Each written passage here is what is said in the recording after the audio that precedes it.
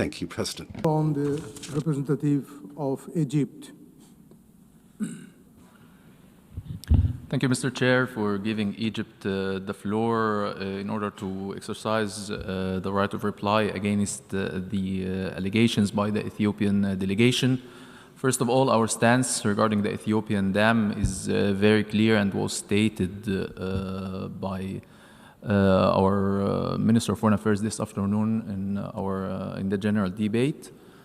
The Ethiopian dam represents a unilateral measure devoid of any legal legitimacy, and Egypt stresses that despite all the flimsy efforts to give the Ethiopian dam a false veneer of acceptance and legitimacy, the dam remains a unilateral measure that violates international law and norms and doesn't produce any consequences that would affect the legal system governing the Eastern Nile Basin under international law. Furthermore, the recent Ethiopian actions represent a new violation, adding to a long list of Ethiopian violations of international law, including disregard for the presidential statement issued by the Security Council on September 15, 2021. Having said that, Mr. Chair, allow me also to reply to the false allegations by the Ethiopian representative. Egypt categorically rejects all the false allegations made by the Ethiopian representative in response to the Egyptian statement during the GA debate in this afternoon. The Ethiopian side must first reflect and look at itself if it wants to identify those who are truly undermining stability, peace, and security on the continent. Ethiopia is the one that signed a memorandum of understanding that threatens the unity and sovereignty of Somalia, a sister African state, by recognizing a secession of its territorial integrity. A state that repeatedly attacks the Sudanese Fashaqa and illicitly exploits its resources. This is Ethiopia, not Egypt. A state whose forces were rooted out of UNISFA peacekeeping mission. This is Ethiopia, not Egypt. A state that waged a war against Eritrea and sieged it for years and still threatens it by a new war to achieve its delusions of access to sea. This is Ethiopia, not Egypt. A state that operates forces in Somalia outside the AU banner. This is Ethiopia, not Egypt. Ethiopia, which violates the established rules of international law and disregards the established African principle of sanctity of borders, believes it can control the Nile waters and deprive the downstream countries, Egypt and Sudan, of their historical right to the river's waters. Ethiopia must stop immersing itself in illusions of power and control and realize that its false accusations are nothing but fabrications and delusions stemming from a troubled internal situation that seeks to export its internal problems and create imaginary enemies for domestic consumption. Stable and civilized Egypt rises above this abhorrent approach. We call on Ethiopia to exercise wisdom, cease threatening its neighbors, and refrain from any measures that destabilize the continent. We call on Ethiopia to return to the African family as a pillar of peace and stability in the region, not as a threat or underminer. I thank you, Mr. Chair. I call on the representative of Ethiopia. Mr. President, we ask for the floor in the exercise of the right of reply to the statement made by the Egyptian delegate against my country, Ethiopia. The unfounded claims we heard here today are also communicated to the Security Council. Ethiopia has provided a considered response based on truth and lessons from our knowledge of Egypt's baseless claims. Our position remains principled and clear. The Nile River ties Ethiopia, Egypt, and the 9 other countries of the Nile Basin with a natural bond. Ethiopia has taken all steps to preserve this bond. The contrast between Ethiopia's long-standing policy of cooperation and Egypt's continued hostility is starkly clear. Ethiopia abides by the international law principle of equitable and reasonable utilization in its use of the Nile River. Egypt, on the other hand, is invested in imposing what it calls its historic right. Ethiopia advances basin-wide cooperation along with its sisterly co-riparian countries. Egypt pushes for colonial-era bilateral commission that grants it unfettered authority over 10 African countries. Ethiopia seeks to develop the water to protect the human rights of our people for inadequate standard of living, to enjoy access to clean drinking water, food, and electricity to power our homes, schools, hospitals, and factories. Egypt insists on denying them these necessities of life by a perpetual colonial status as a desert farm, to use its own terms, and I quote, oasis for development, end of quote. Ethiopia built the Grand Ethiopian Renaissance Dam by consulting and involving Egypt in the decision-making processes, starting from the design to the operation of the dam. Egypt built the humongous High Aswan Dam, which is nearly 3 times the size of our Renaissance Dam, destroying the Nubia and Meroe civilizations, with flooding destroying the livelihood of people in its neighbor. Several rounds of negotiations have been held between Ethiopia and Egypt. Egypt tried to extract unreasonable concessions from Ethiopia without any genuine desire for a win-win solution. Egypt's representatives have not shown any inclination to produce a consensus outcome. Its entire focus is to get other Nile riparian states to recognize its claims for colonial-era entitlements and full control of the Nile. Ethiopia's dam is the first of many, not only in Ethiopia, but also in the wider Nile Basin region. There has to be a lesson from the past to chart a positive future, a more collaborative future. Hostility only breeds divisions, wastage of resources, and missed opportunities for joint development.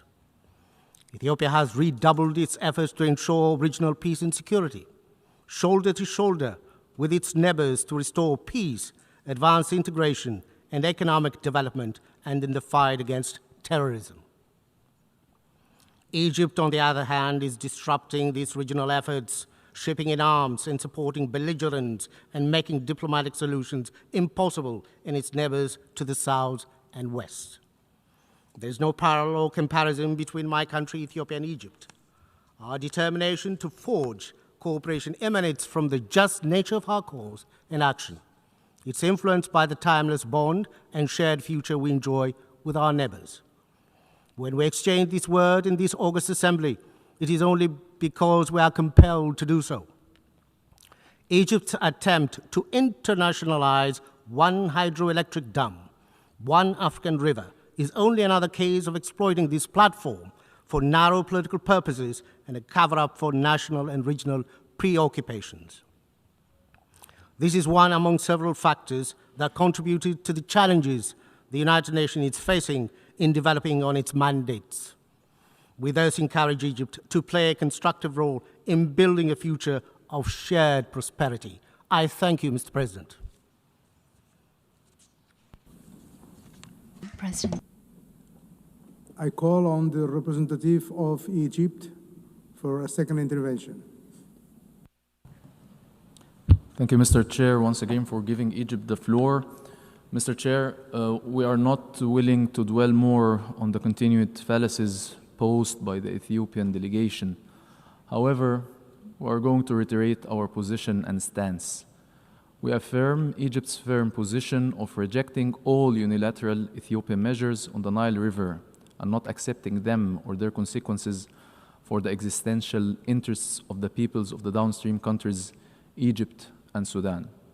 Ethiopia is adopting intransigent positions, seeking to impose a fait accompli, driven by a political agenda, not development needs, to mobilize the Ethiopian interior against an imaginary enemy, under the pretext of false claims about sovereignty over the Nile River, which represents the shared property of its riparian states.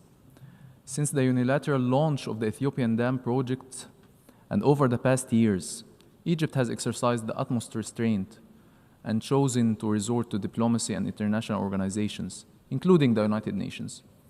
This is not due to an inability to defend our existential interests, but rather stems from Egypt's firm conviction in the importance of strengthening cooperation and achieving common interests among the peoples of the Nile Basin countries, in accordance with the international law, and in a manner that serves development interests and takes into account the concerns of downstream countries.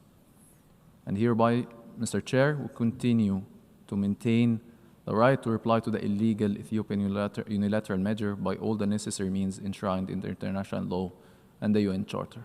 I thank you, Mr. Chair.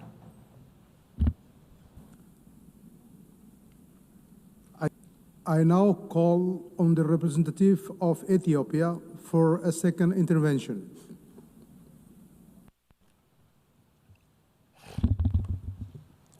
Mr. President, Egypt has once again made additional baseless allegations against my country, most of which are refuted by Ethiopia's previous statements and replies before this August Assembly. The Grand Ethiopian Renaissance Dam is complete, and it was inaugurated on September 9th this year. This is a fact.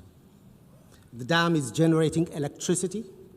It has brought immense satisfaction for Ethiopians, people of the Nile River Basin, Africans across who aspire the continent's development and prosperity, unlike what the Egyptian delegate falsely described in his intervention just now. The dam is also a symbol of resilience and determination in the face of obstacles advanced by Egypt to prevent Ethiopia from getting the financial resources necessary to build the dam. Ethiopians from all walks of life mobilize resources from their own savings to contribute to the $5 billion hydropower project. Ethiopia firmly believes in the peaceful settlement of disputes. Ethiopia initiated talks with downstream countries, provided them with the necessary details about the dam, and gave them updates on the progress in the filling of the dam. It signed the agreement on the Declaration of Principles on the dam project to agree on guidelines and rules on the first filling and annual operation of the dam. Ethiopia's conduct, in fact, reversed the age of unilateralism in the Nile River Basin that has been advanced by Egypt. Our efforts to find a mutually agreeable solution have been stymied by Egypt all the way. Egypt has hardly negotiated in good faith. Reaching an agreement has never been Egypt's objective. If it had been interested in collaborative approach, it would have joined the agreement on the Nile River Basin Cooperative Framework, which came into force on 13th October 2024. Nevertheless, Egypt wants a monopoly. In this century, that's not possible. The days of hegemony and colonial agreement are over. Egypt propaganda must stop its reckless threats.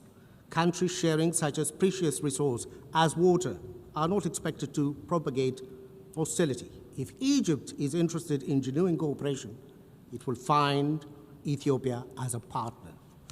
Ethiopia remains hopeful to reinvigorate relations among all riparian countries of the Nile Basin based on the genuine desire for collaboration and joint development.